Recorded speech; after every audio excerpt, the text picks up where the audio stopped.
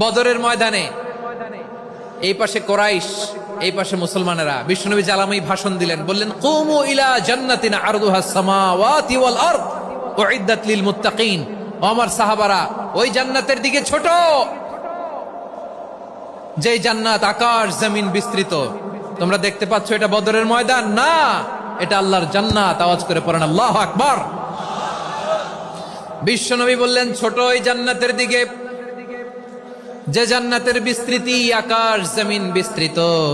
বিশ্বনবীর এই কথা শোনার পরে এক আনসারী সাহাবী সাইয়েদনা উমাইর ইবনুল হুমাম রাদিয়াল্লাহু তাআলা আনহু খেজুর খাচ্ছিলেন। তিনি বিশ্বনবীর দিকে তাকিয়ে কথা শুনছেন আর খেজুর খাচ্ছেন।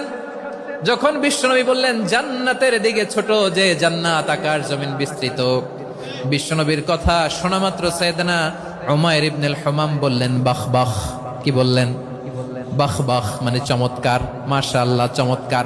আমরা ইদানিং কালে চমৎকার কিছু দেখলে ইংরেজিতে বলে ফেলি না ওয়াও ওয়াও, বাহ বাহ, মাশাআল্লাহ। বিশ্বনবী বললেন মা ইয়াহমিলুকা আলা কওলিকা বাহ বাহ ইয়া উমাইর। ও উমাইর, আমার এই কথা শুনে তুমি কেন বললা বাহ বাহ, চমৎকার চমৎকার?